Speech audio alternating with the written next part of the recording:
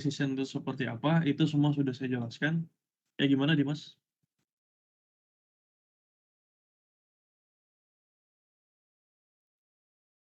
Halo Dimas, ingin bertanya?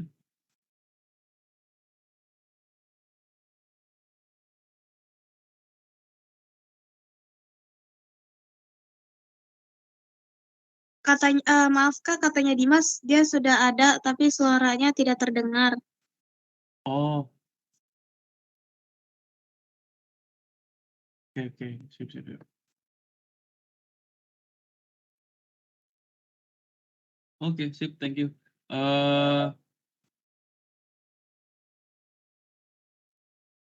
Tadi sampai mana nih? Saya sampai ngeblank.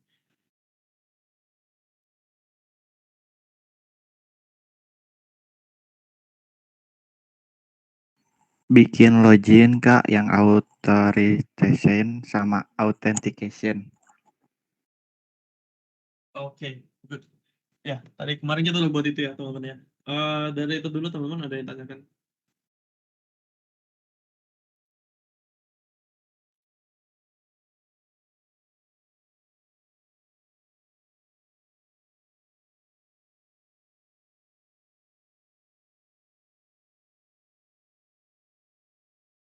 Belum kayaknya Kak. Belum ya. Kalau gitu, kita lanjut. Kita akan masuk ke front end. Nah, ini lebih asik ya. Kita akan langsung lanjut ke front end seperti biasa ya. Karena kemarin pada saya jelaskan, teman-teman,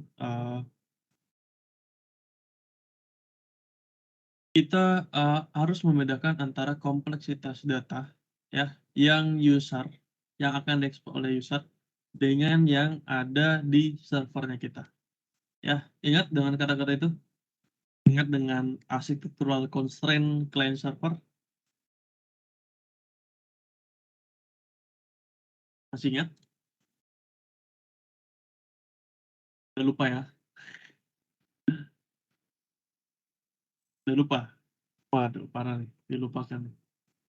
Jadi, kalau teman-teman ingat kemarin, atau mungkin masih samar-samar, ya, saya stop dulu.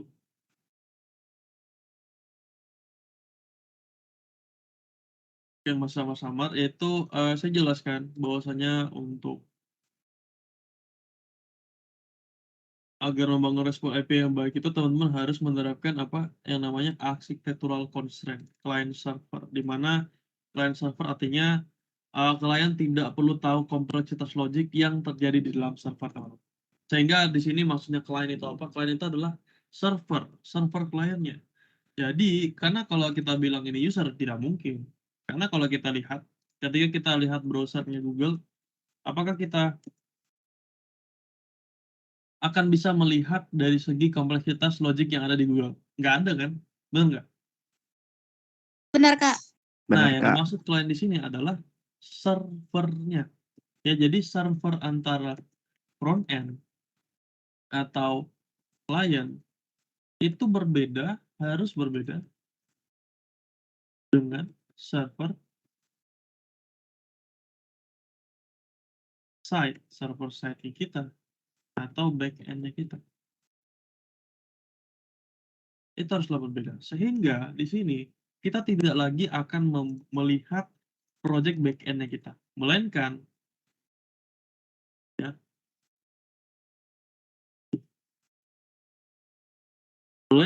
kita hanya perlu men-running kliennya saja. Kenapa? Karena nanti ke depannya kita berkomunikasi dengan back-end. Karena kita butuh datanya, teman. Datanya diambil dari mana? Dari back-end. Tapi yang merepresentasikan datanya, yang merepresentasikannya ke dalam user interface-nya, ke dalam HTML-nya, itu adalah server front-end-nya kita. Nah, sehingga di sini karena kita membedakan kedua hal tersebut, sehingga saya akan membuat project baru. Ya, kita akan membuat project baru. Di sini saya tidak akan menjelaskan tentang fundamentalnya, teman-teman ya. Saya rasa di sini pasti teman-teman sudah diajarkan ya tentang CSS, HTML, tag, JavaScript, jQuery, Saya rasa semua ini, harusnya sudah diajarkan dalam masa-masa perkuliahan ya. Jadi di sini saya tidak akan menjelaskan lebih detail, ya. Silahkan ketika teman masih lupa, silahkan coba di-searching kembali, coba dibaca-baca kembali karena ini fundamental dari front end, teman. Nah, sekarang kita akan lanjut dulu. Kita lanjut dulu. Karena kita membutuhkan project baru, ya, artinya di sini kita perlu menginisialisasi project-nya. Ada yang masih ingat gimana caranya? Kita pergi ke Spring.io.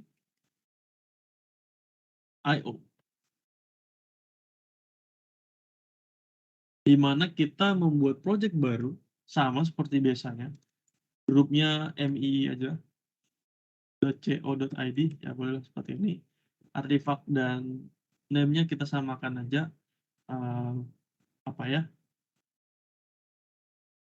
client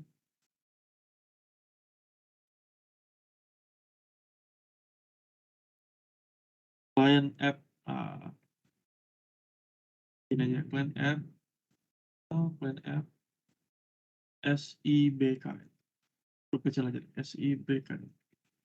Lalu kemudian kita mengejar Java-nya versi ke-8, dependensinya karena ini kita menggunakan web, berarti Spring Web.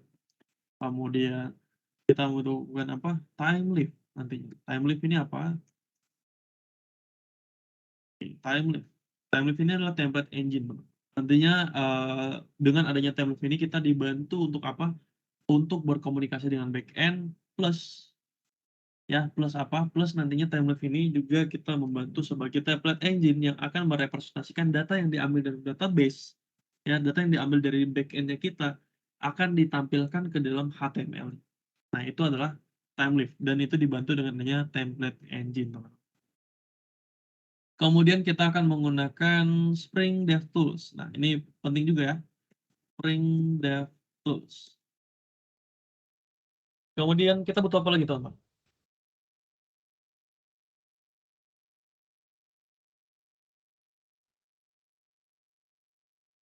Ada yang bisa tebak? Kita butuh apa lagi? Kita perlu? Ayo, kita butuh apa? Mohon maaf Kak Jo, itu yang proyeknya Gradle atau Maven ya Kak?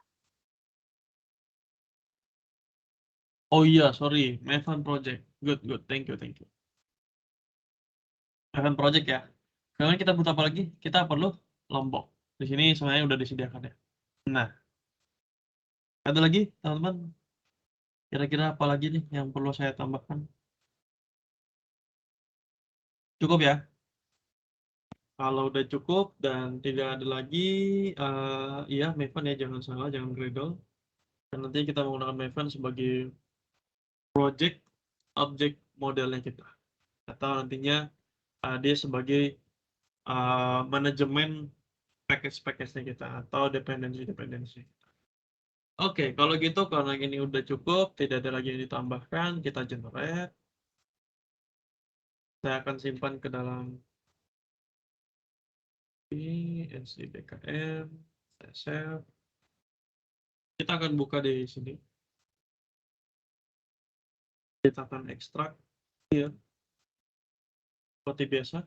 Saya akan hapus ininya. Ya, dan nantinya saya akan taruh di atau panggil di dalam IDE saya. Nah, di sini saya akan panggil si client app SCB. Intinya ini teman-teman, nggak usah di stop ya, backend-nya tetap aja dijalankan, tidak masalah. Kita akan clean and build. Pertama kita clean build dulu. Kenapa? Karena perlu mendownload dulu ya dependensi-dependensi yang sudah kita inisialisasi di project kita. Ya, dia akan download semuanya. Lama ya.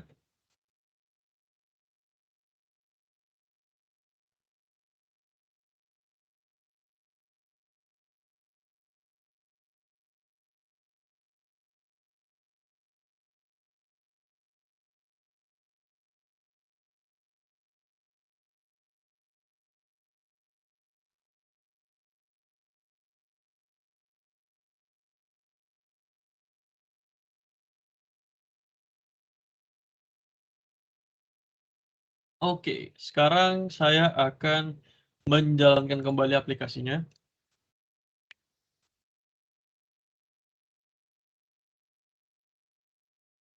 Nah, di sini pasti akan terjadi error. Kenapa? Karena sama seperti sebelumnya, teman-teman.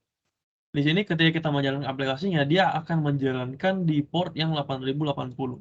Di mana 8080 saya saat ini sudah atau telah dipakai oleh aplikasi lainnya, sehingga kita diminta untuk mengganti portnya. Artinya ketika saya ingin mengganti portnya, harusnya saya inisialisasi di mana, teman-teman? Ada yang masih ingat? Saya ganti dan taruh di, wih, luar biasa. Nih siapa nih yang jawab nih? Kita ganti di mana? Tadi ulangi lagi, siapa tuh yang jawab? Properties. Luar biasa. Thank you, Barik. Ya, kita harus ganti di dalam application properties. Dengan cara apa, Barik? Saya gantinya gimana?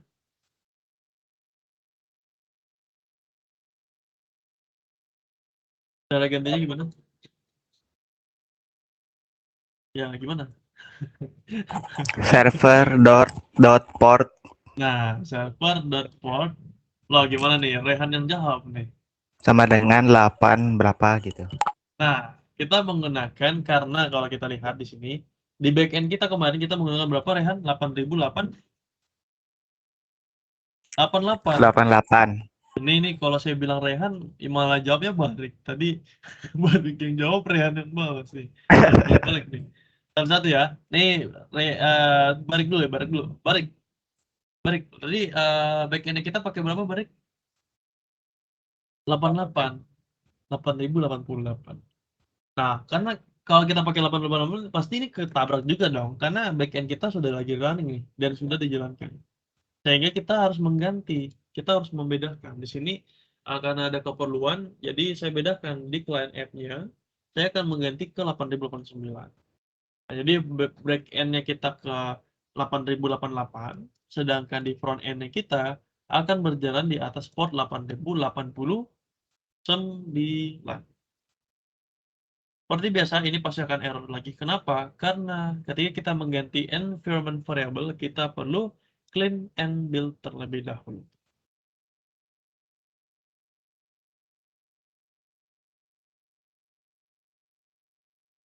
Oke, kemudian kita jalankan kembali aplikasinya.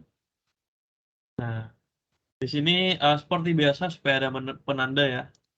Supaya ada penanda, di sini saya tutup dulu ini karena ini kita tidak akan otak-atik. Saya akan kasih shot seperti biasa. Seperti ini supaya penanda. Client app is running.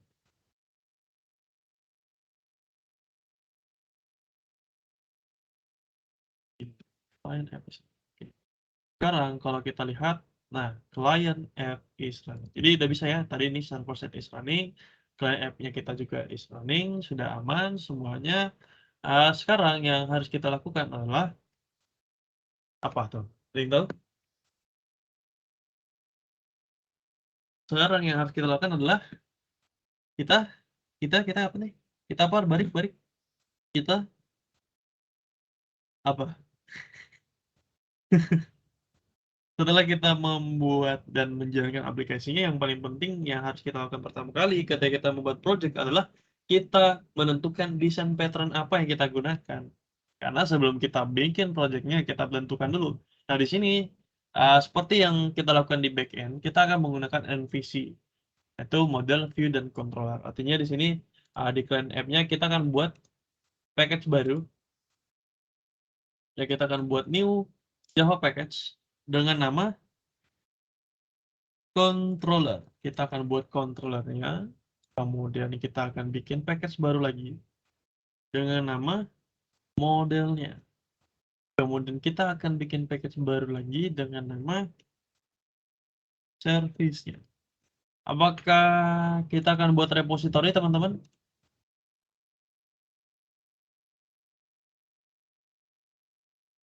Apakah kita perlu membuat repository? Buat kayaknya Kak atau enggak? Artinya perlu kan? Buat apa enggak nih? Jangan pakai kayaknya dong. Hidup Sepertinya harus Tegas, jangan ragu-ragu. Perlu Kak? Buat? Buat apa enggak? Asnan, buat? Buat Kak. Buat. Nah, oke. Asnan katanya buat ya. Kita buat dulu. Oke. Yang lain setuju dibuat? Silakan yang setuju silakan angkat tangan. Yang nggak setuju silakan angkat kaki. Nggak ada nih. Yang setuju angkat tangan nggak ada. Reset nggak ada. Oh, berarti gimana nih? Berarti semuanya nggak setuju. Setuju tadi Kak, siapa? nemenin Adnan. Oh, teman Asnan. Oke, yang lain karena yang banyak yang nggak angkat tangan, saya mau tanya ke Barik deh. Barik lagi, jangan Barik dah. Saya tanya ke Gilbert. Gilbert, kenapa kamu tidak setuju bahwasanya kita harus buat repository? Kenapa tidak setuju kita buat repository?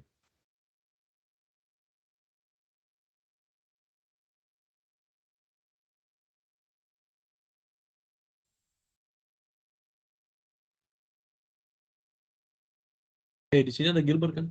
Ada nggak? Ada kan? Ini dari Gilbert. Halo Gilbert, suara saya terdengar Gilbert.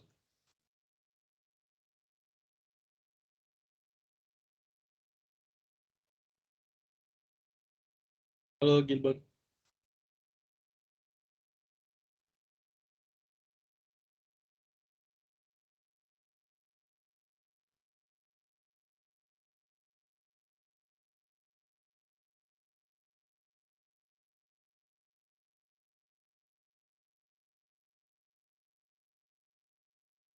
Oke, Gilbert, gimana Gilbert? Nggak ada. Oke, kalau Gilbert nggak nyaut, saya remove ya. Oke, nanti sampai Gilbertnya masuk lagi. Next, saya akan panggil eh Fadli. Fadli. Tadi Fadli, ini ada Fadli nih. Halo Fadli, suaranya, Hadir suara Kak, saya masuk ya? Hadir ya? hadir. Oke, Fadli, kenapa sih kamu tidak setuju dengan adanya repository di front end? Eh, Karena setahu saya yang kemarin tuh repository cuma buat extend itu Kak. Jadi BC, jadi di sini kan nggak perlu otak-atik kan ya, jadi nggak perlu gitu menurut saya. Nggak tahu Luar juga sih. biasa. Good, bener banget. Jangan ragu loh. Oh, Yang bener. Oh, dikatakan iya. sama Fadli itu betul. Ya, kenapa? Karena di backend kan kita berkomunikasi dengan database. Nah, maka dari itu kita butuh repository. Karena repository ini akan menjembatani kita, ya, dari service akan menjembatani kita ke model. Dan di mana modelnya ini yang dimaksud di dalam backend itu kita berkomunikasi dengan database-nya. Kita bikin apa? Kita bikin apa? DAO-nya, ya, di mana DAO-nya itu repository-nya. Ya, kita berhubungan dengan database. Sedangkan di front end, kita tidak ada bersentuhan dengan database, teman. Kita akan fokus dengan interaksi dengan user, ya, sehingga repository lagi di sini tidak akan kita gunakan. Tapi kenapa ada model, Kak? Model di sana ini hanyalah sebuah objek. Nantinya sekian sebuah objek yang merepresentasikan sebuah respon, bukan lagi merepresentasikan sebuah table dalam database. Bukan. Model di sini ini adalah representasi sebuah respon yang akan dikirimkan oleh backend. Service, ya balik lagi, service ini logic teman-teman. Kalau controller apa ya, controller sama seperti sebelumnya. Controller ini adalah sebuah apa? Interface. Controller sebuah Interface, Kak. interface, yakin. Controller bukanlah sebuah interface. Controller adalah kelas, bukan interface ya. Tapi controller ini digunakan untuk, ada yang tahu? Digunakan untuk apa? Ilham? Digunakan untuk apa, Ilham? Ini kalau saya panggil 3 kali, oke. Gimana, Ilham? Silakan. Untuk mengatur ini Ya untuk mengatur Kak, Mengatur apa nih? Digunakan untuk mengontrol itu isiannya Kak. Aduh saya bingung cari kata-kata yang tepat ya Kak. menurutmu apa nih? Kau bilang aja deh. Gak ada yang salah. Ngomong aja.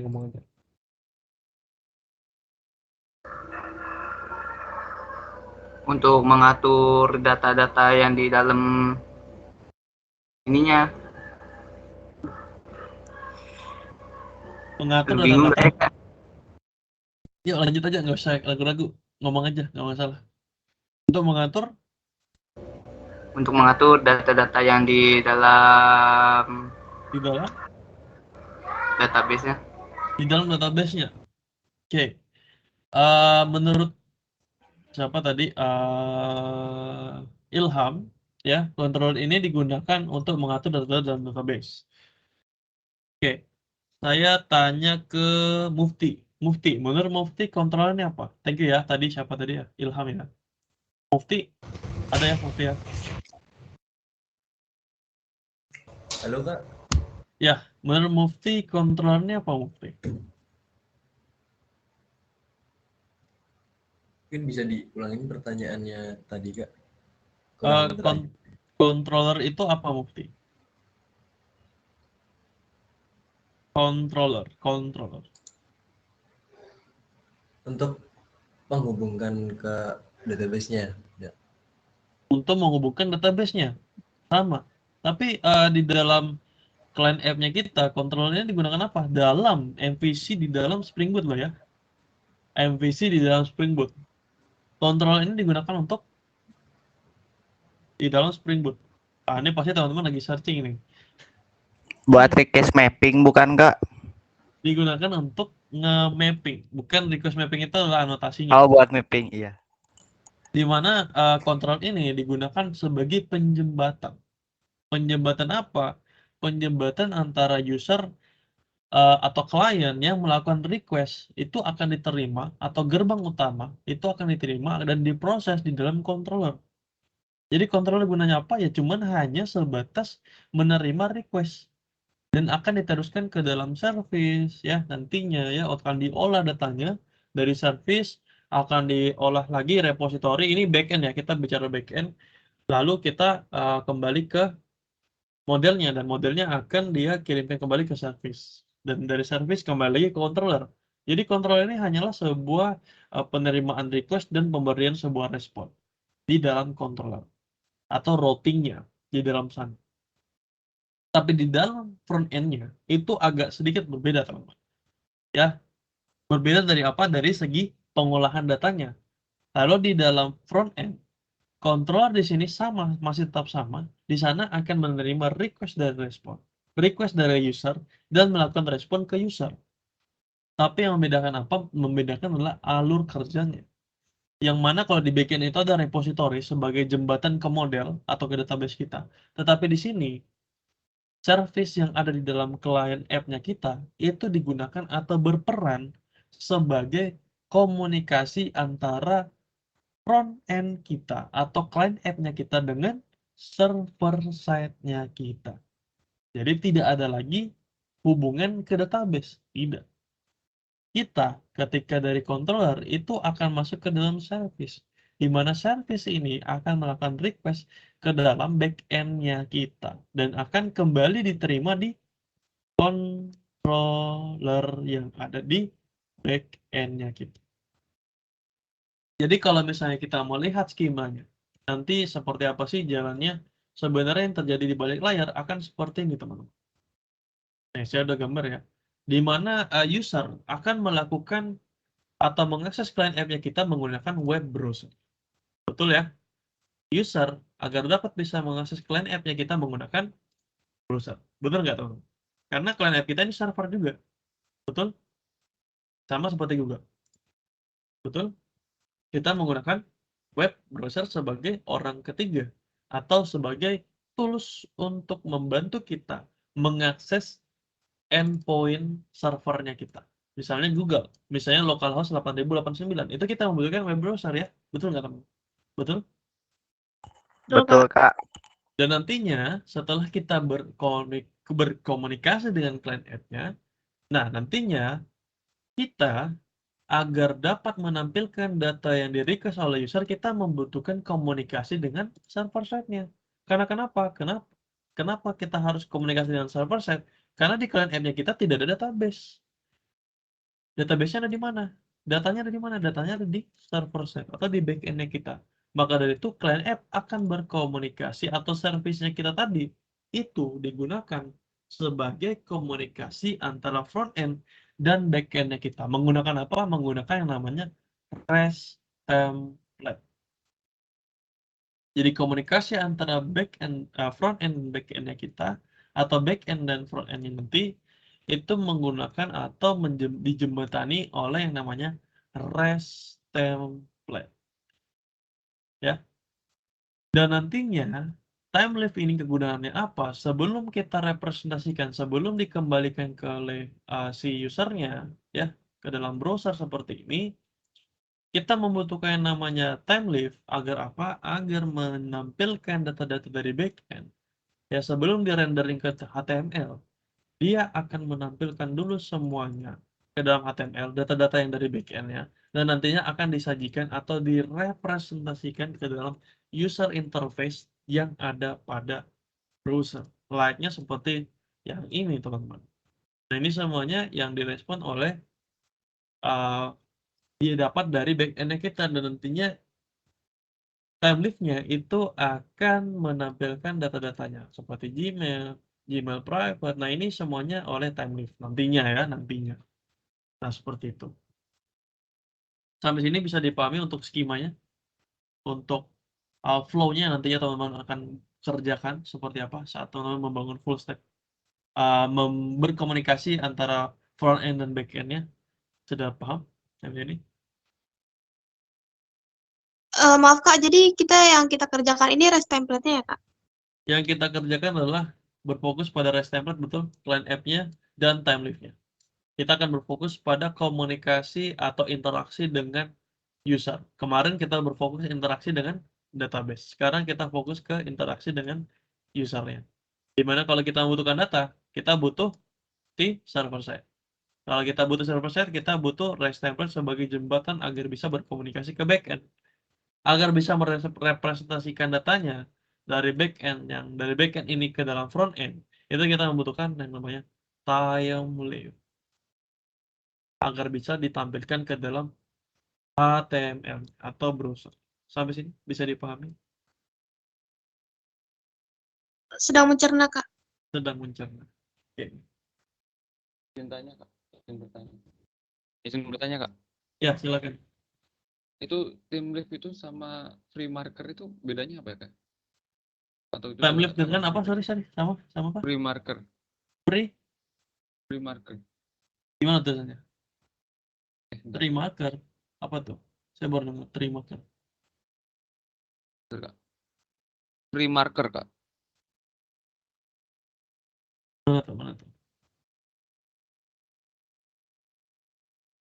Ditulis di mana nih? Di chat Meet ya? Teams ya.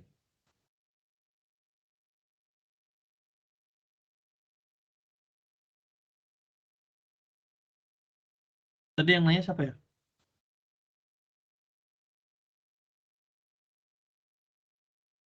Saya, Kak, Fadli, Kak. Fadli boleh tulis di ini tulisannya apa? Sudah.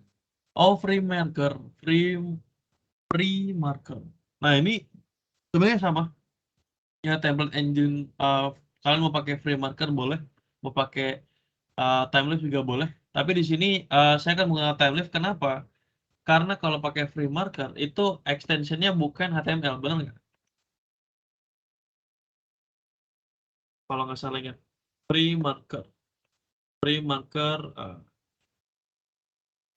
marker extensionnya dia FTL kalau nggak salah, Kak. FTL ya, kalau nggak salah. Iya, kemarin make soalnya. Nah, jadi cukup berbeda. Pertama, itu pengimplementasiannya agak sedikit, walaupun memang ini mendekati caranya kayak di PHP ya, pakai dolar ya. Tapi sebenarnya dalam prinsipnya HTML sebenarnya, kalau misalnya kita membangun front end, sebaiknya kalian mendescribe-nya. Nantinya untuk template-nya kalian tuh menggunakan HTML. Jangan pakai uh, apa ya, extension lainnya. Karena di sini kita menggunakan Spring Boot dan memang teman-teman lebih familiar dengan HTML, maka dari itu memang saya sengaja menggunakan yang namanya Thymeleaf dan ini lebih mudah sebenarnya, teman. Lebih mudah daripada FreeMaker untuk penggunaannya. Ya, seperti itu. Sebenarnya sama aja. Teman-teman nantinya misalnya mau, tapi saya udah terlanjur suka dengan FreeMaker, Kak. Boleh nggak sih saya pakai FreeMaker? Tidak masalah. Boleh-boleh saja. Ya, tapi di sini saya akan menggunakan Thymeleaf. Oke? Terjawab ya, Fadli ya.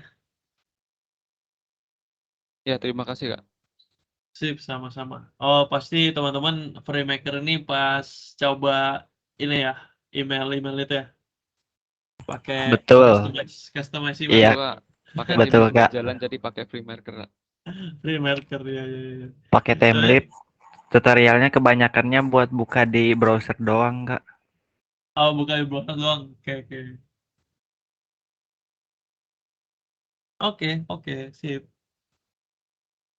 Kalau gitu,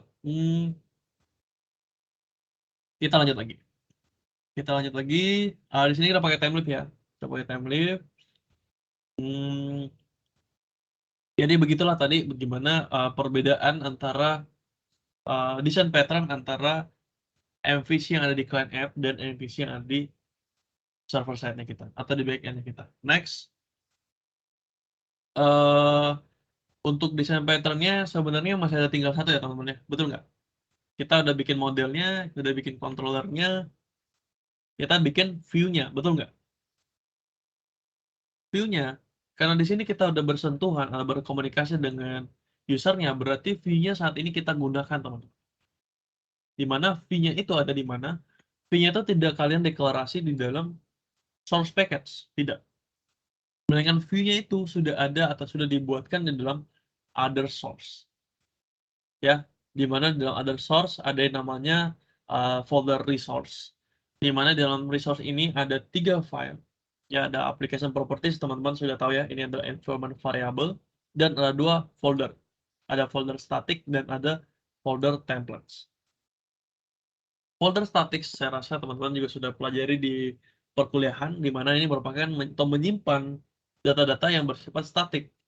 Contohnya apa aja, ada yang tahu data-data berbentuk statik atau statik? Ada yang tahu data-data yang berbentuk statik? Contohnya ada yang tahu data-data yang berbentuk statik?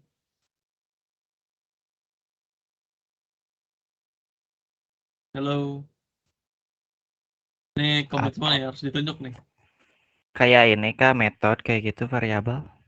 No, bukan. Data, file yang berbentuk statik.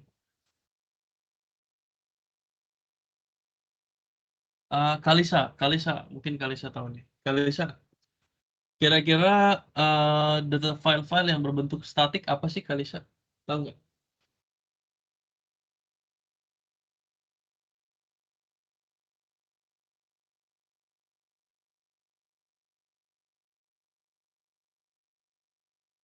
Halo Kalisa?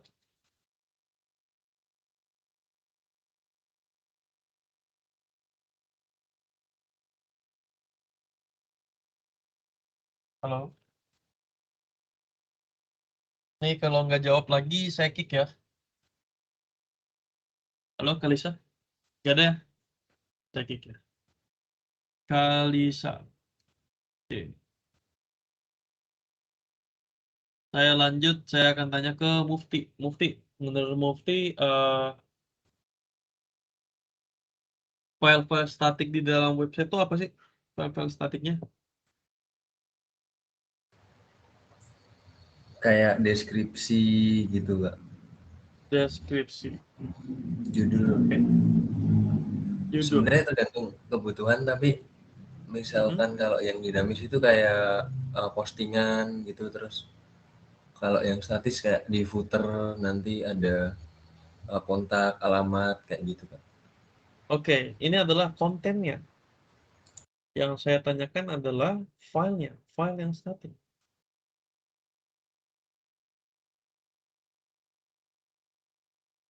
Ayo. Coba saya tanya ke Christian deh. Christian. Menurut Christian, file yang statik maksudnya seperti apa, Christian?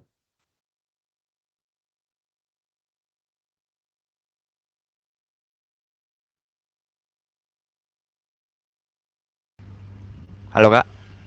Ya. Menurut saya itu file statik contohnya media Kak, kayak gambar atau video gitu Kak. Betul sekali. Jadi file-file yang bersifat statik atau yang tidak akan berubah, itu seperti gambar. Ya filenya itu aja. Video, ya filenya itu aja. Ya. Kemudian mungkin yang kalian sudah pelajari itu seperti CSS. Itu salah satu file yang statik, teman-teman. Kemudian ada JavaScript. Itu juga merupakan salah satu file yang statik. Nah, itu semuanya file-file kayak JavaScript, image, foto, video, audio, ya. Kemudian ada JavaScript, ada jQuery, itu semuanya akan disimpan di dalam file-file berbentuk atau di dalam folder statik. Kemudian untuk folder template-nya sesuai dengan namanya, ya ini adalah sebuah folder yang menyimpan file-file HTML teman-teman atau templates teman-teman yang akan teman-teman representasikan ke dalam usernya seperti itu. Sampai sini bisa dipahami teman-teman?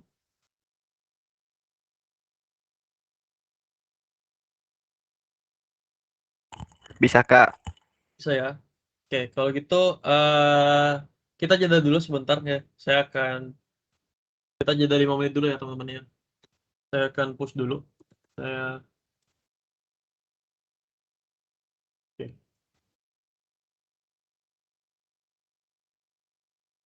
SIBK. Client app. Nah, client app-nya kita belum ada ya. Harusnya di organization. Ini saya akan buat.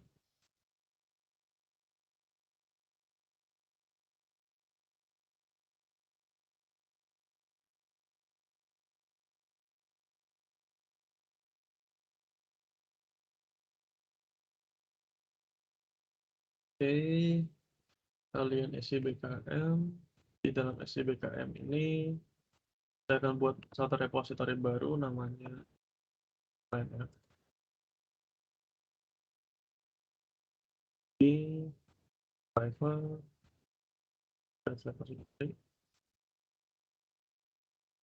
Seperti biasa, git ini, git 1, git end, git commit, min initial, git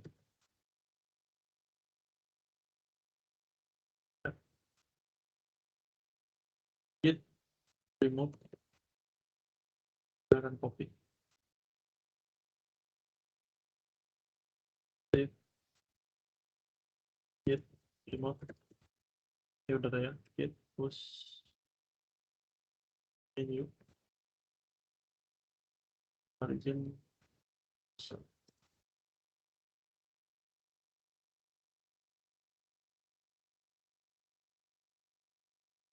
oke, sip, udah selesai ya.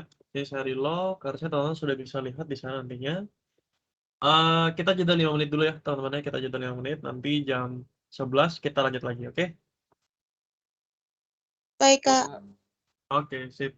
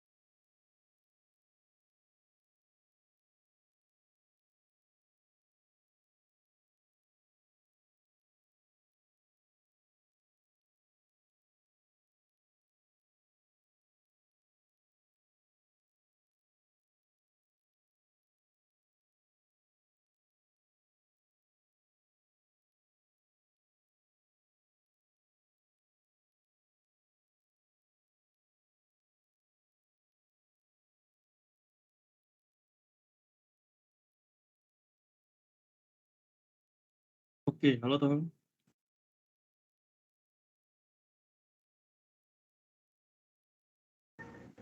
Halo Halo Kak. Kak. Oke, kita lanjut lagi. Tadi kita baru initial project-nya, sekarang saya akan contohkan dulu teman ya.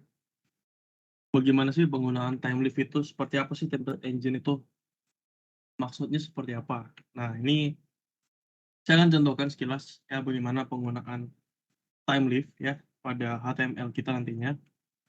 Itu sebenarnya cukup simpel ya, seharusnya teman-teman juga udah sering dengar penggunaan template engine seperti apa. Di sini saya akan buat controller dulu teman. Saya akan bikin Java class baru, namanya misalnya home controller ya, yang mana di dalam home controller ini seperti biasa karena ini adalah sebuah controller, kita berikan anotasi apa teman? Kita berikan anotasi Respon Res controller.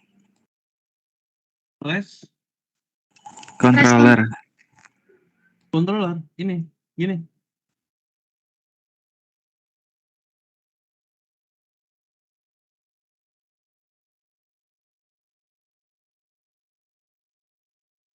Kita menggunakan res controller.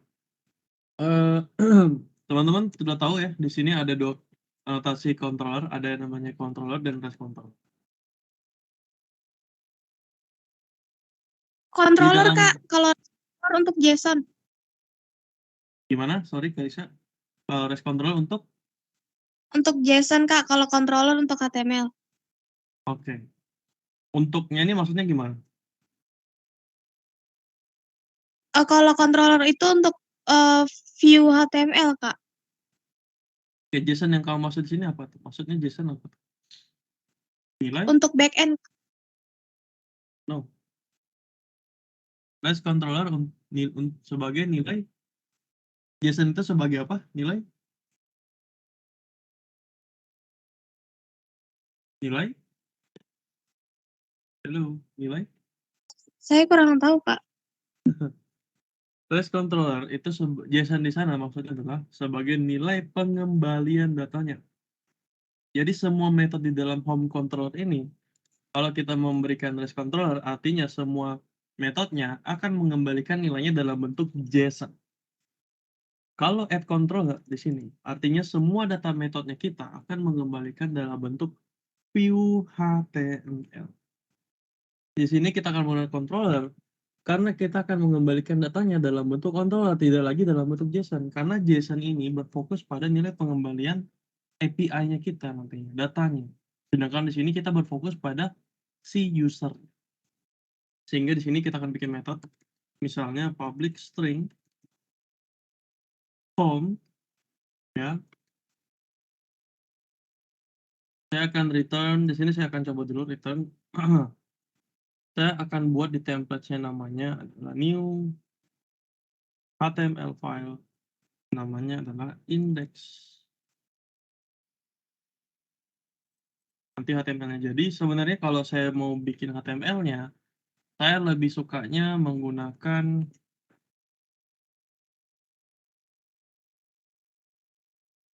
Visual Studio Code. Ini saya akan bikin baru. Mungkin gini aja.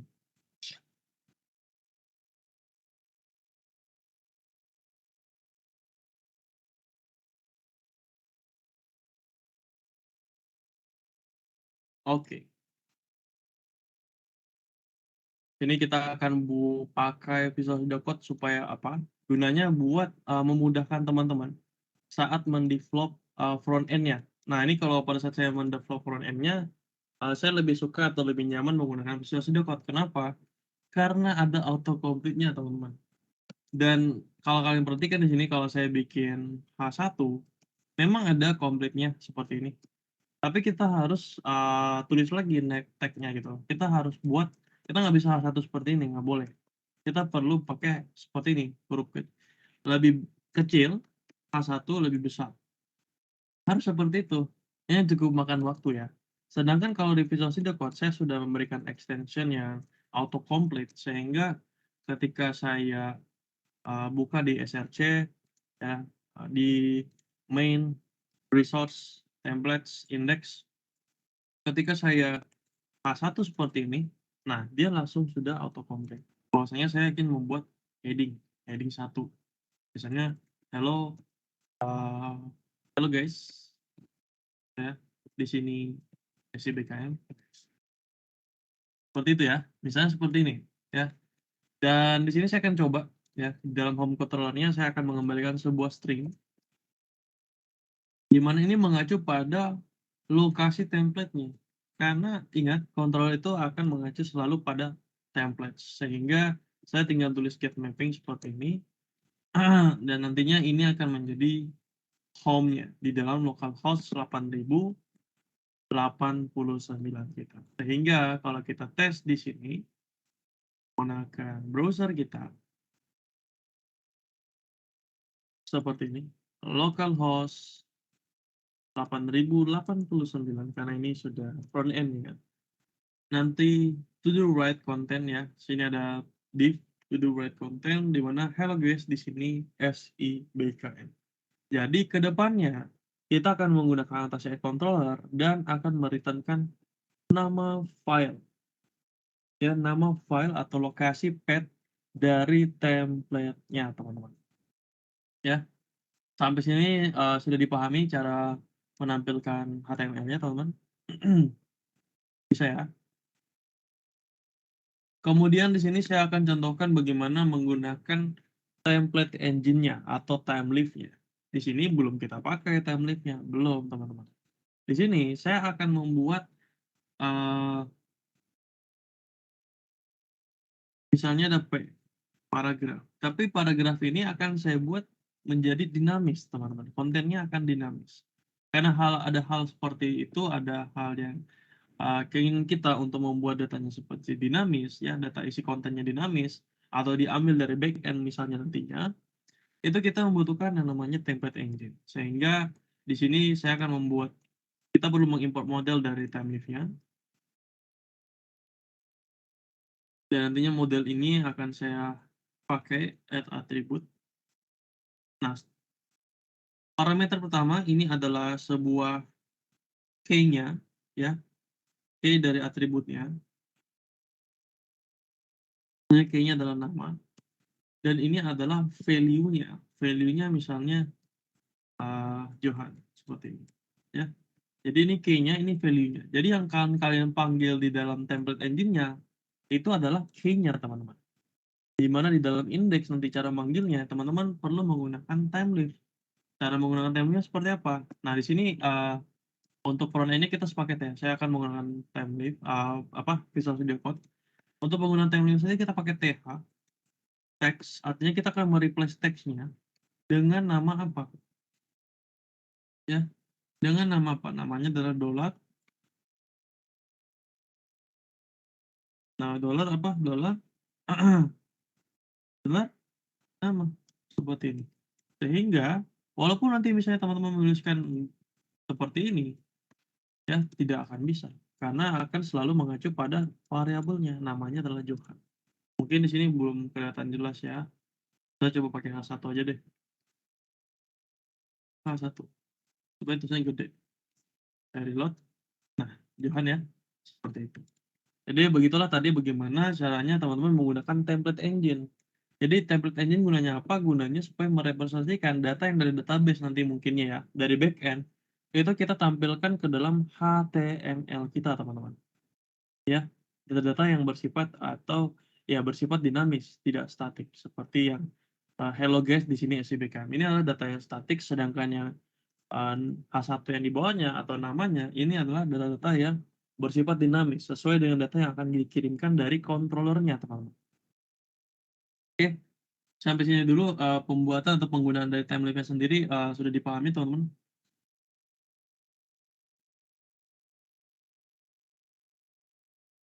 Sedang dicerna, Kak.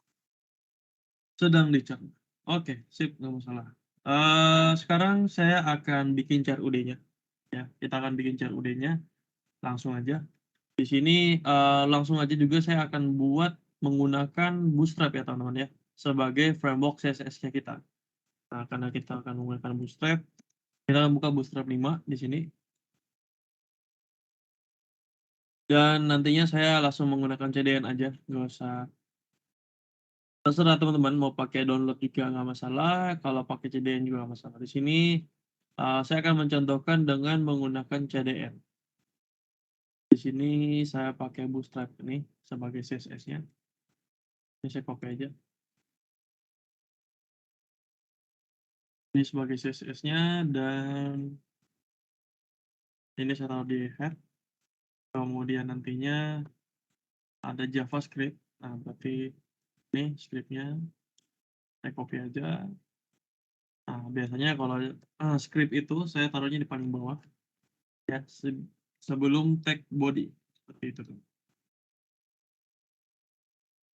Tag tutup body kita pakai taruh script dan nantinya kalau saya reload di sini oke. Artinya di sini kita sudah menggunakan Bootstrap.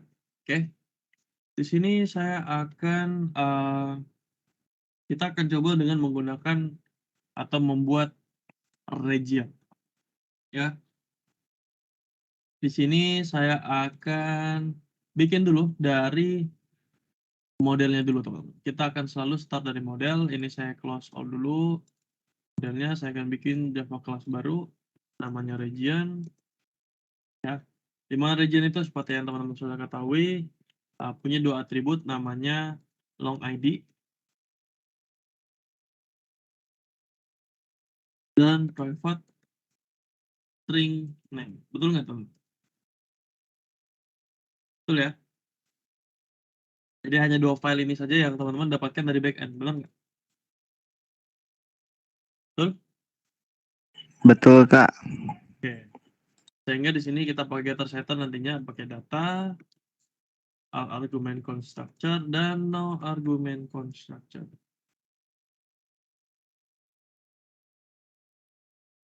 Selesai. Nantinya kita akan buat apanya? Setelah buat modelnya kan biasanya kita buat reponya. Karena reponya sudah tidak ada, sekarang kita buat service-nya. Artinya di sini kita akan buat region service. Di mana region service, kalian ada sebuah service, teman-teman harus ingat, kita berikan anotasi service. Kemudian,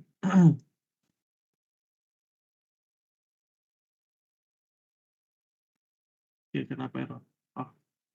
Kemudian di sini kalau kita teman-teman ingat juga, di sini kita tidak lagi berkomunikasi dengan dengan database, sehingga kita perlu komunikasi dengan backend-nya kita. Nah, agar bisa berkomunikasi dengan backend-nya, kita membutuhkan apa teman-teman? Kita membutuhkan yang namanya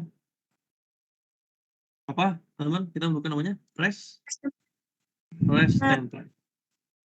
Agar bisa berkomunikasi client app kita dengan server side-nya kita untuk mengambil datanya. Ataupun nanti menyimpan sebuah data ke dalam database. Sehingga karena ada kebutuhan tersebut, kita membutuhkan REST template. Artinya kita perlu konfigurasi. Saya bikin package baru, namanya config. Kita akan bikin satu kelas baru, ya, yang namanya REST template config. Di mana ini adalah configuration, artinya kita berikan notasi configuration. Lalu kemudian apa? Kemudian kita bikin metodenya public REST template. Kita butuh REST template. Lalu kita beri nama metodenya apa? Ya, kita samain aja. Kita bikin return. Kita bikin projectnya new REST template. Dan nantinya kita akan memberikan notasi admin. Kenapa? Karena setiap kali kita menjalankan aplikasinya, saya mau langsung mengenerate aplikasi objek dari REST template ini seperti itu. Nah, sudah kita bikin konfigurasi dari REST template-nya. Sekarang kita akan panggil di sini, teman. Ya, di region service-nya saya akan memanggil si REST template. private REST template. Di sini karena kita udah pakai Lombok ya, nggak usah di auto read, kita cukup add all argument constructor-nya. Lalu kemudian nantinya kita akan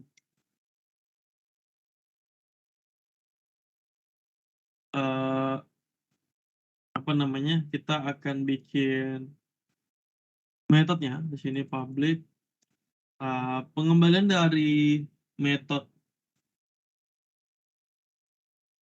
get all apa teman-teman? Kita mengambil semua data dari region, itu pengembaliannya tipe data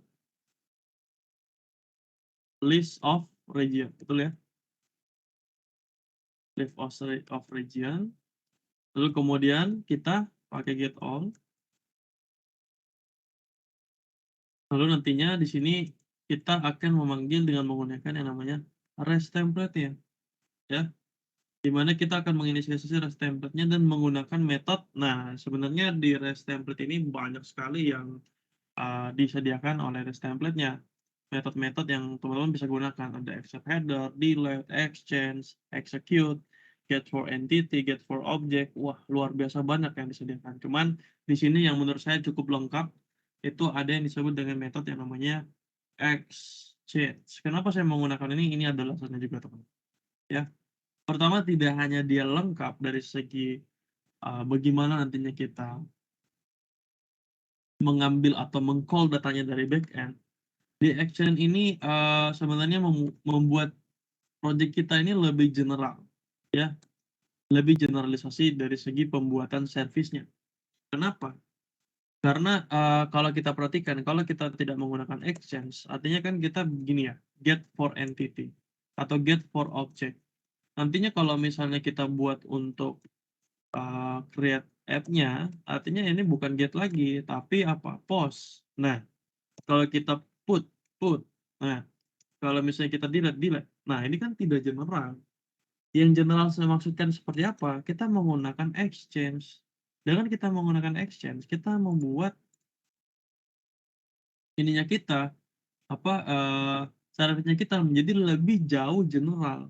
Ya, di mana seperti apa? Ini ada URL-nya, teman-teman. Nah, URL-nya kita itu seperti apa? Ya, seperti ini, HTTP.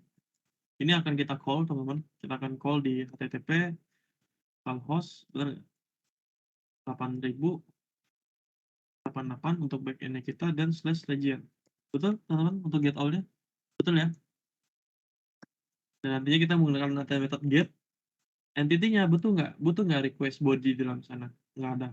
Kalau nggak ada, di nol aja. Kemudian yang ketiga, yang keempat, yang terakhir, itu adalah nilai pengembalian dari data ini apa? Nilai pengembaliannya adalah list of region. Ya, berarti kita harus kasih tahu. Dengan cara apa? Dengan cara kita kasih tahu si parameterized type reference yang tipe pengembaliannya apa? List of region. Nah, setelah itu apa yang kita lakukan? Kita get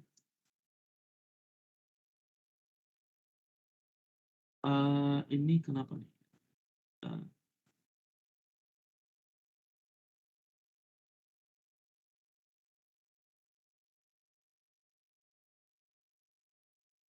Kita return di sini aja langsung.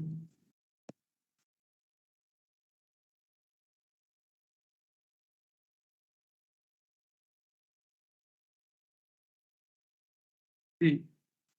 Kita baca ulang. Ini URL-nya, ini metodenya, ini entity, ini parameter step reference-nya.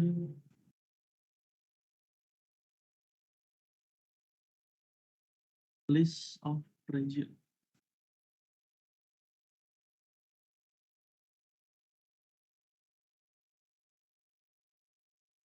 New parameter step reference. Oke. Ulangi. New parameter step reference.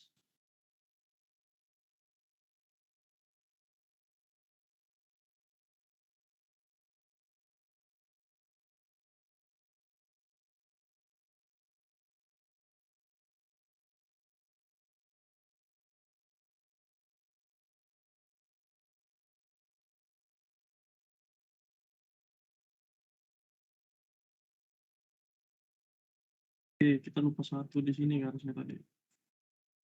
Nah,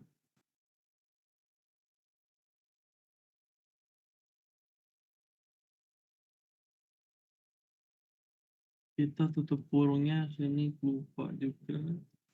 Kita get body-nya. Nah, udah selesai. Tinggal ini kurang satu. Oke. Jadi begini tadi caranya kita meng-call ya dengan menggunakan REST template. Kita panggil URL-nya dulu. Kita menggunakan metode apa di sini? Request ini menggunakan metode apa? Metodenya get. Kemudian entity-nya butuh nggak request body-nya? Nggak ada. Akhirnya kita nggak masukkan. Di sini yang keempat ini adalah parameter di mana nilai pengembalian datanya apa, teman-teman? Nilai pengembalian datanya dari sebuah endpoint ini adalah list of region, sehingga nantinya tinggal kita get body untuk mengambil body-nya. Nah, di sini sebenarnya di REST Template Exchange, sebenarnya kita bisa mengambil apa aja sih? Bisa mengambil body-nya, ya, datanya. Kemudian status code-nya jika diperlukan, atau value dari status code-nya apa, atau hash code-nya, atau cuman itu ya sebenarnya, atau header-nya teman-teman. Ya, selebihnya ini adalah metode-metode tambahan kayak hash code, hash body, notify all to string, itu semua metode tambahan, tapi yang di highlight sebenarnya adalah get body, get status code, get status value, code value, dan terakhir ada get headers-nya teman-teman. Ya, di sini karena kita butuh datanya, artinya kita get body-nya seperti itu. Sekarang tinggal kita representasikan di dalam sini. Mana tadi? Di dalam sini. Region control mana tuh? Oh, belum ya. Tinggal kita representasi dalam controller, teman-teman. Kita akan buat Java class baru namanya region controller. Ya, region controller. Di mana ini kita berikan notasi controller.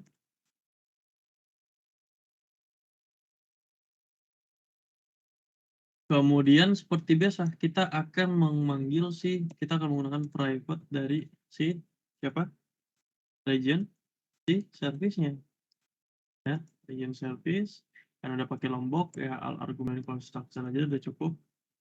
Tinggal apa? Tinggal kita bikin apa? Public sini seperti biasa ya, saya request mapping ya. Saya pakai request mapping. Jadi nanti semua yang diawali dengan slash region ya akan mengarah pada ini, teman-teman. Region akan mengarah pada region controller. Public list. Nah, bukan lagi list tapi string, teman-teman. Karena kita akan menampilkan sebuah data di sini. String of string nantinya kita get all sini ya, atau index saja nggak masalah, index. Tapi nanti pada saat kita menampilkan indeksnya, saya akan returnnya kemana template-nya. Saya akan bikin folder baru. Saya biasanya buat folder baru, namanya itu adalah misalnya region ya, ini sesuai dengan objeknya apa. Nanti di sini saya new HTML filenya namanya juga index seperti ini ya. Saya tutup. Nantinya saya akan edit melalui sini region index ya, saya akan edit di sini. Di sini berarti akan mengarah pada region slash nama filenya adalah index. Kita coba dulu ya. Di sini div-nya saya hapus.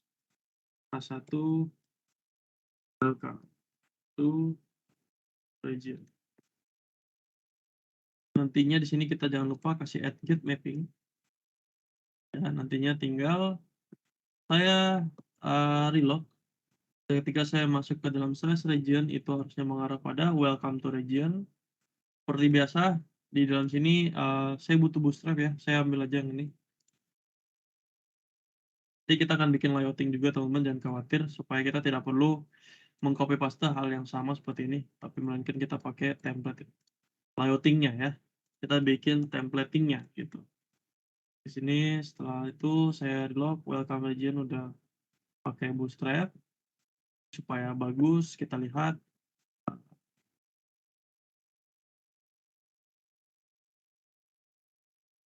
Apakah udah dihilangkan jangkauannya? Ini saya pakai ini ya, background. Nah, ini saya ambil aja yang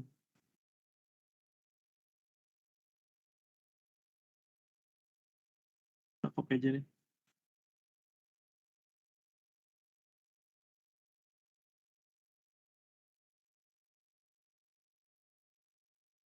Di sini saya coba reload. Nah, di sini welcome region-nya saya ganti di welcome. Oke.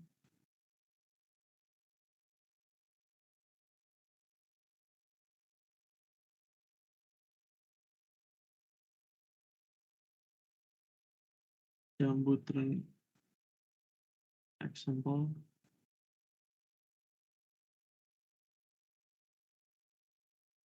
Kita pakai yang ini jadi custom ini nggak perlu nih headernya, ini nggak perlu nih. Kita pakai yang custom jambutan aja. Oke, saya akan hapus semuanya. Tadi juga kita bikin yang simpel aja. Di sini saya akan welcome to region. SCTKM.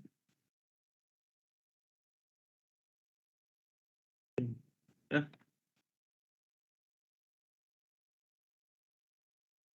Oke, kemudian udah sesuai ya. Kemudian nantinya sebenarnya nggak usah gini lah. Ya udahlah, kita lanjut.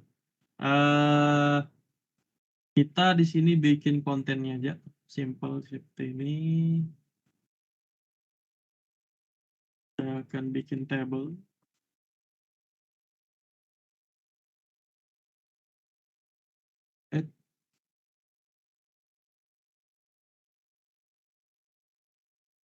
Kita akan cari table. Gimana sih kalau kita bikin table di Bootstrap? Oh, di sini ada nih. Oh, saya mau yang ini aja deh, Kak. Boleh nggak? Boleh. Kita pakai yang ini. Nih, kita ambil template-nya dulu nih.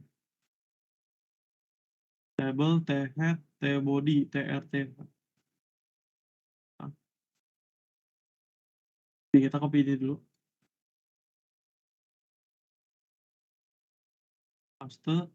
Tapi di sini t-body-nya kita tinggalin satu aja. Terus th-nya di sini misalnya ada ID misalnya. Menampilkan ID sama kita menampilkan name dari region-nya nantinya. Ini nggak digunakan lagi, kita jangan pakai 2 kolom. Terus barisnya nantinya ini nggak perlu nih, scope ini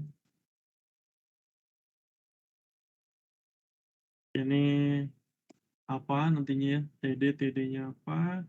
Ini nanti kita menggunakan template di saja.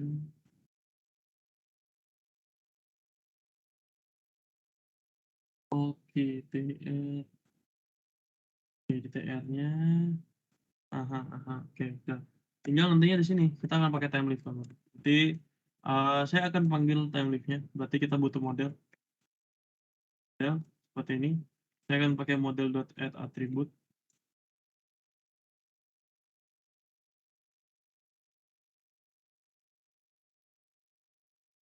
Add attribute, namanya apa, regions key-nya, terus value-nya apa, region service dot get all. Oke, udah ya, tinggal ngapain, tinggal kita pakai di sini nih, pakai template. Nah, pakai template-nya bagaimana? Nah, template itu banyak sekali ya yang dia kemudahan-kemudahan yang sebenarnya ditawarkan oleh template. Silakan teman-teman baca ya, tapi di sini saya akan menggunakan th. Jadi ada th ini sama dengan for each yang ada di dalam Java teman-teman sebenarnya, atau enhanced for loop ya dibilangnya. Itu di sini saya akan menggunakan region sebagai penampung datanya ya, di mana di sini saya akan mengambil data variabel regions.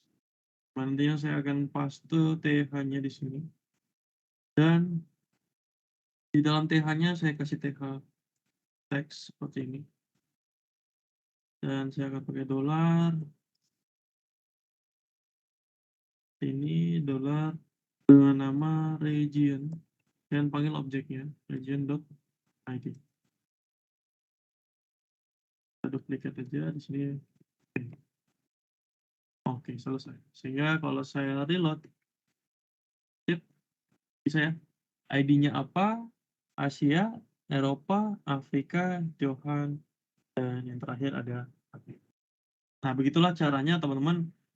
Mungkin nggak usah pakai ini aja kan ya. Ini nggak usah. Tetap dulu. Saya lock aja. Ini mungkin.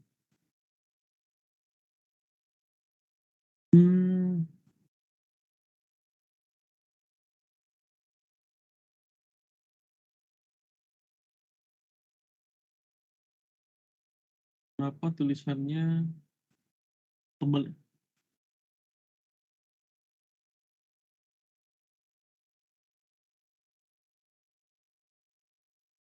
Table strip. Table strip. Kemudian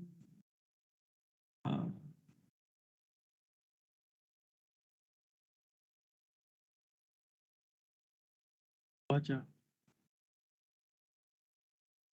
Oh, P-nya 1.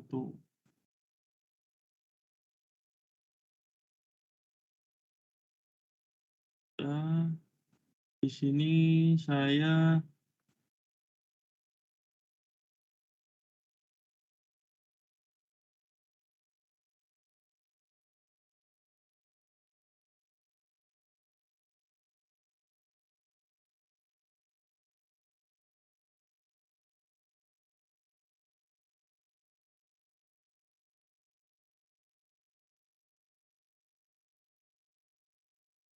sorry, MB.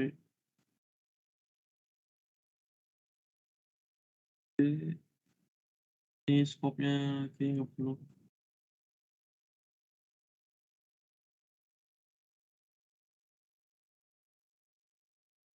Oh, perlu ya ternyata. Ini samanya. Oh, soalnya nggak perlu. Nah, terus kenapa bold ya? Ini kenapa jadi bold ya? Yang isinya Kak, Iya, kenapa jadi bold? kayaknya itu pakai TH Kak. Kalau pakai TD kayaknya enggak. Oh, betul sekali. PRTD. TH juga dia. Oke, sip, thank you. Nah, seperti ini ya, teman-teman ya. Jadi caranya menggunakan template engine-nya seperti ini. Jadi data-datanya ini bersifat dinamis, dan data-datanya ini kita panggil melalui backend kita, nantinya dikomunikasikan menggunakan yang namanya REST template tadi di dalam service-nya. Jadi dengan bantuan REST template kita bisa berkomunikasi dengan backend-nya kita. Oke, sampai sini bisa dipahami teman-teman. Nanti tampilannya kita perbaguskan di minggu depan ya teman-teman ya. Kita percantik. Sampai sini bisa dipahami teman-teman? Bisa Kak. Ya, di sini saya akan tambahkan lagi teknik action. Ya, di mana di sini ada TD. Di mana TD-nya di sini kita akan bikin sebuah button atau anchor. Teman-teman silakan btn sukses. Saya sini edit. Saya akan duplikat. Delete. Sorry. Ini info. Edit dan delete. Di sini sukses, di sini ada warning, dan di sini ada danger. Kita lihat. Nah, kemudian nantinya kita ya nanti ada info, edit, dan delete. Kemudian nanti mungkin di welcome to region atau region aja. Region, kemudian di sebelah region saya pakai div. Di dalam div saya kasih satu, saya kasih button juga misalnya. Button juga nggak masalah. Dulu deh, nanti saya akan ajarkan yang modal di sini untuk add region namanya, kemudian class, edit itu bukan one, edit info itu bukan sukses tapi primary, tapi untuk BTN sukses. Ini untuk add-nya. Kemudian seperti ini, kemudian nantinya div ini saya kasih class deflex. Oke. Justify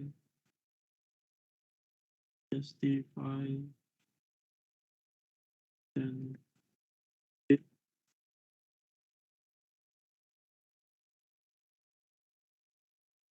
range icons center. Alright, dan nantinya ini kita kasih rw. Nah, tinggal kita add region, nantinya akan mengarah ke mana, kita info arahnya ke mana, edit arahnya ke mana, delete arahnya ke mana. Oke, kita udah bikin ininya. Ini mungkin kontainer aja. Itu kelebihannya.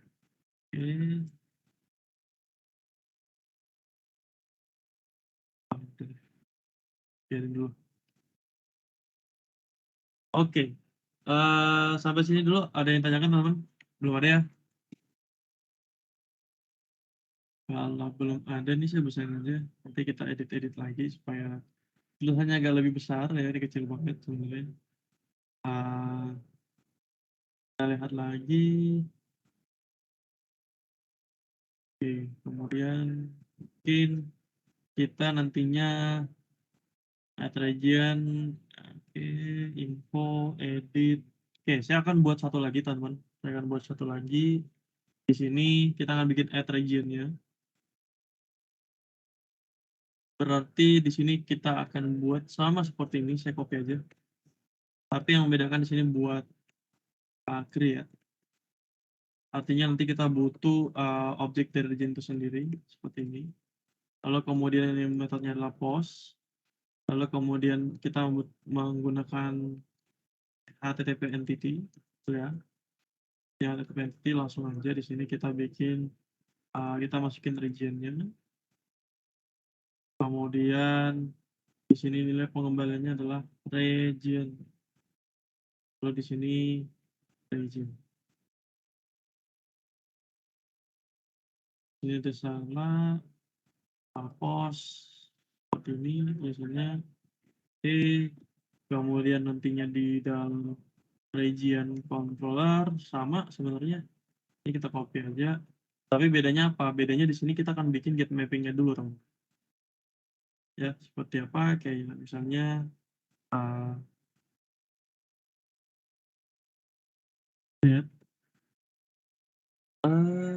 create view, ya. Kita kasih create view aja namanya.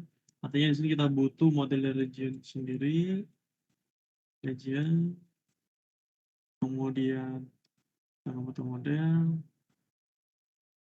Oke, kita panggil region-nya, create view-nya, get mapping-nya. Ini buat membedakan antara yang get all index-nya sama dengan create view-nya. Kita kasih create seperti ini. Kemudian nantinya kita bikin satu file baru lagi dalam region. HTML lagi namanya create form. Di create form ini kita akan buat di sini, ya, create formnya. Kemudian di sini saya akan bikin satunya create region, ya, di mana nantinya kita akan pakai form. Di dalam formnya kita butuh bentuknya, ya, form.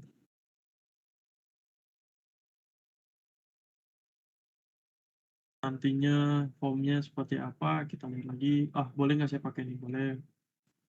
Ini aja, saya copy, saya paste, dan di sini kita hanya butuh teks, ya. Dan di sini kita masukkan apa? Namanya saja, ya. Namanya, name of region-nya, name region atau name aja udah. Di sini kita tidak perlu sebenarnya, ya boleh lah kita masukin di sini name, for name ya, class dan ID-nya juga. Oh, kelasnya boleh ID dan name-nya maksudnya. Oh, nggak ada name-nya di sini. ID-nya aja deh kita hapus. ID yang ini juga nggak ada. Selebihnya kita akan hapus. Di sini form-nya action.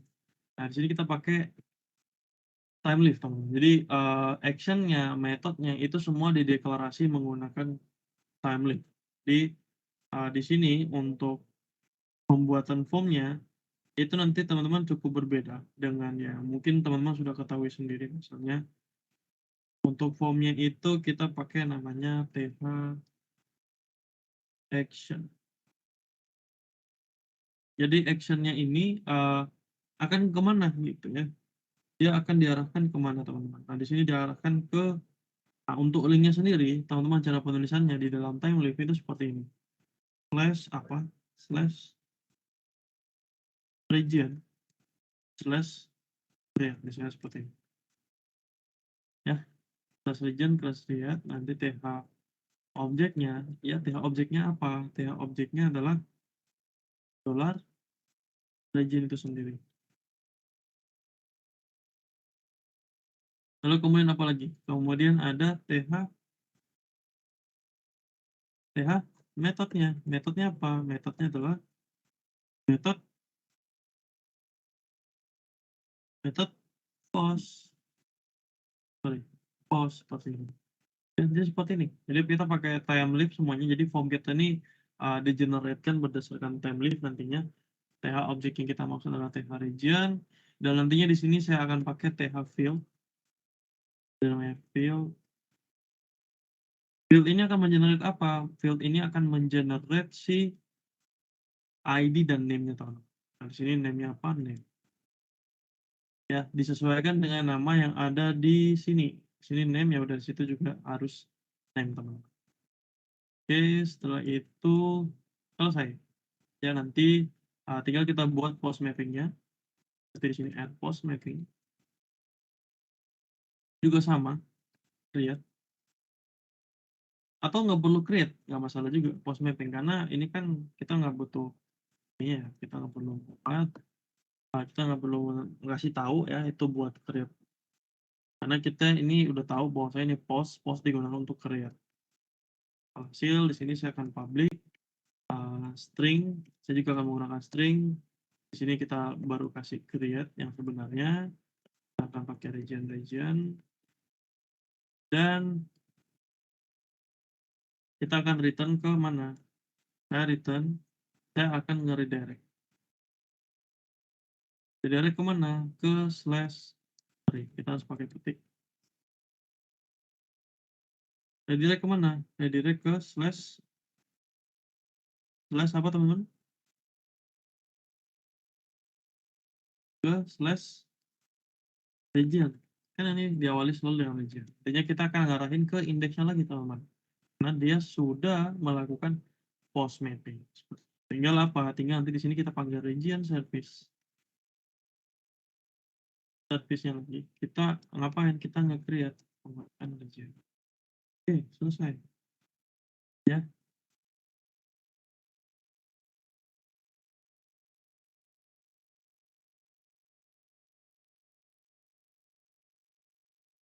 Di sini kita akan coba dulu. Ya, udah nggak ada ya. Ini yang harusnya udah benar. Kita akan coba dulu.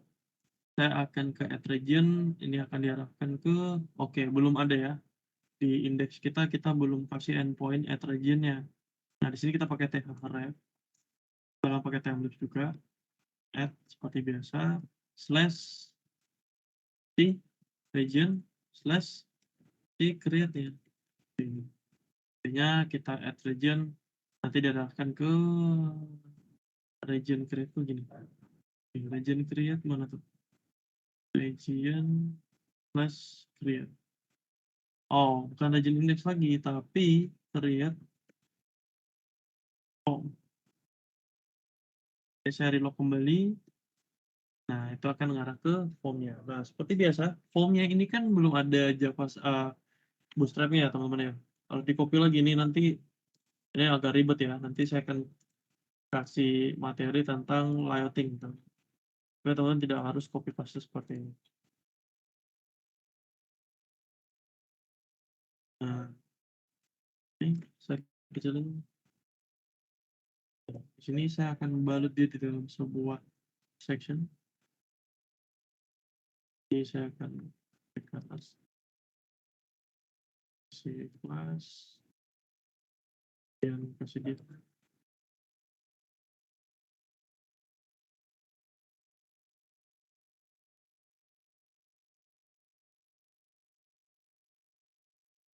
Nah, tinggal saya kasih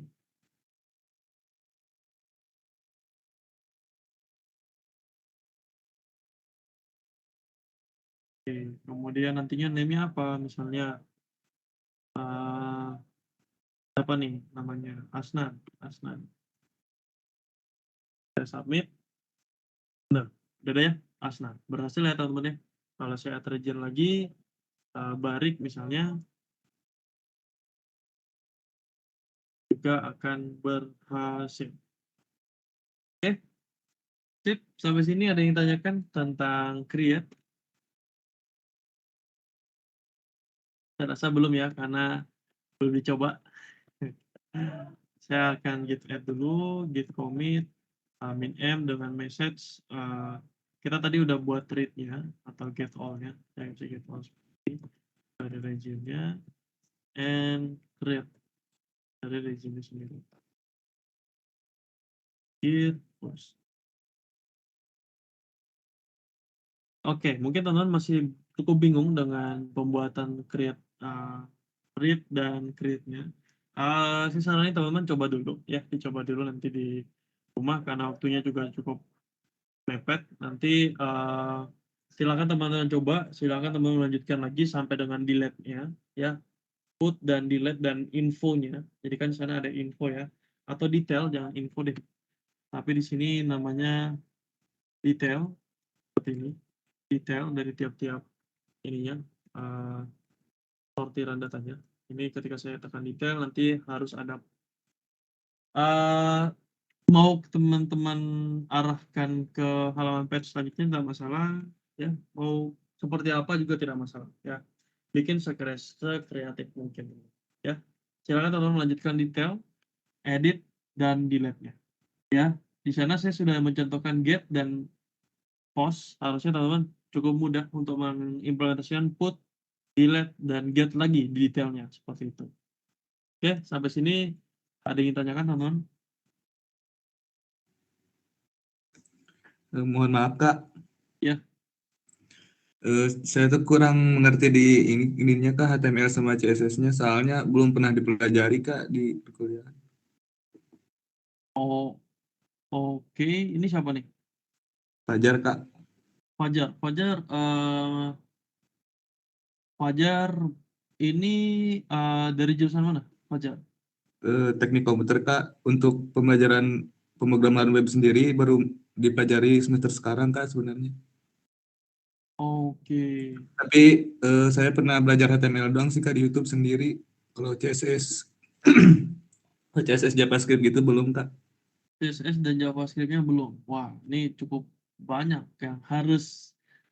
Gimana kalau untuk siapa tadi? Fajar Kak. Fajar. Mungkin nanti pada saat saya kirimkan tugasnya, ya, saya akan ikuti sertakan link-link untuk teman-teman belajar JavaScript, CSS ya, supaya lebih advance ya nantinya ketika saya sudah masuk. Jadi sini sebenarnya kita dari tadi ini tidak menggunakan CSS vanilla, melainkan kita sudah menggunakan framework. Nah, ini lebih advance lagi sebenarnya. Cuma nanti saya akan kirimkan lagi ya tutorialnya, silahkan teman pelajari CSS, JavaScript, jQuery sendiri, karena saya tidak akan jelaskan kembali, karena di sini saya anggap teman-teman semuanya sudah familiar dengan fundamentalnya. Karena setahu saya ini dikasihnya di semester 2, semester 3. Kalau memang untuk Fajar ada terkendala, Semoga nanti coba dipelajari dulu karena ini range-nya kan cukup panjang ya sampai dengan hari Jumat. Kamu pelajari dulu, nanti di hari Jumat kita lanjutkan lagi. Apabila Fajar masih pusing atau bingung terkait dengan itu, boleh ditanyakan, saya akan jawab. Saya tidak akan menjelaskan dari nol, tapi ketika ada yang bertanya, saya akan menjawab pertanyaan tersebut. Oke? Oke, baik Kak, mungkin saya nanti pelajari sendiri lagi. Oke, sip, nggak masalah. Oke, ada lagi teman-teman yang tanyakan? Belum ada, cukup. Saya mau Ya, gimana? Saya mau bertanya Kak, jadi untuk untuk front end sekarang ini yang kita kerjain REST template ini, jadi yang bagian back end-nya harus sudah sampai benar dulu ya Kak? Yap, betul sekali. Sudah harus benar dulu. Dan kalian permit all dulu ya. Nantinya kan kemarin kan authenticated ya semuanya teman-teman ya. Jadi authorization-nya semuanya teman-teman boleh di permit all dulu. Kenapa? Karena di front end-nya kita belum ada security-nya. Jadi kita abaikan dulu security-nya dari front end-nya, dan back end-nya juga kamu hilangkan dulu security-nya, atau bukan dihilangkan ya, dihapus, bukan seperti itu, tapi authorization-nya dikasih permit all, seperti itu. Sehingga teman-teman ketika melakukan atau memanggil data dari back end tidak membutuhkan autentikasi. Sampai sini bisa dipahami? Baik Kak, soalnya server port saya sepertinya tidak bisa tersambung ke localhost Kak.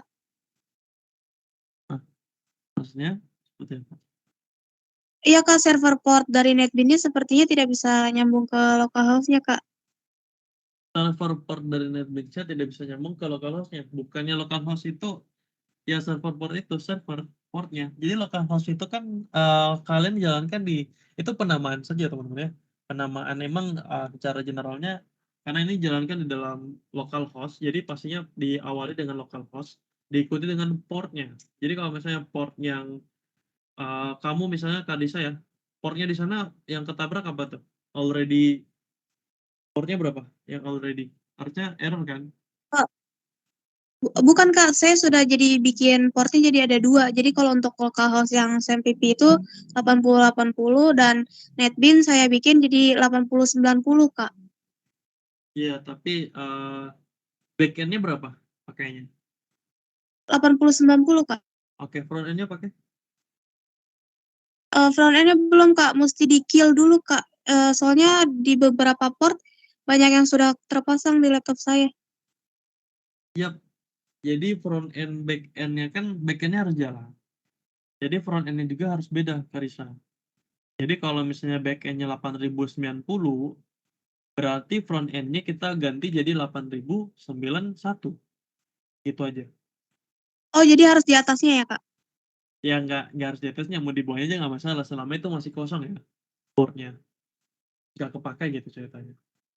Baik Kak, saya akan coba dulu Kak. Nanti jika ada kesulitan mungkin saya bisa bertanya ke Kak Jo hari Jumat atau besok Kak. Oke, sip, nggak masalah. Oke, sampai Terima sini kasih ada banyak. lagi? Ya, sama-sama. Kak, kalau yang tombol detail itu isinya buat apaan, Kak? Tombol detail itu ya detail. Jadi kamu bikin lempar kamu ngelempar ke halaman baru, Rehan. Kayak add tadi kita lempar ke halaman baru, nanti detailnya ya detail ya ada ID sama name-nya, kayak ngedetail aja contohnya gitu. Kayak kamu ngedetail misalnya emang kalau misalnya banyak datanya gitu ya. Nah kan biasa kita ketekan detail, nanti semua datanya akan muncul di detail tersebut. Kayak gitulah ibaratnya. Oh, kayak nge-get cuman satu baris aja gitu ya, Kak? Ya betul sekali. Nge-get-nya cuma satu baris doang. Oke, Kak, thank you. Oke, sama-sama. Ada lagi teman-teman? Sudah cukup untuk hari ini? Ada lagi? Kalau misalnya teman-teman tidak ada yang tanyakan, thank you teman-teman udah mengikuti kelasnya dari pagi sampai siang. Untuk minggu depan teman-teman di tiap hari Senin kita akan mulai di jam 10 pagi ya. Jadi teman-teman jangan jam 9 ya. Kita undur jam 10 pagi karena ada beberapa hal yang harus saya lakukan terlebih dahulu. Dan akan berakhir di jam 12 siang seperti biasa. Kemudian di hari Jumat akan tetap seperti biasa teman-teman di 1:30 sampai dengan jam 5 sore. Oke, sampai sini dulu. Kalau misalnya teman-teman tidak ada yang ditanyakan, thank you. Selamat siang dan selamat beristirahat kembali teman-teman. Thank you. Selamat siang Kak Jo, terima kasih banyak. Ya, Thank you, sama-sama. Kak. Kak. Ya, sama-sama.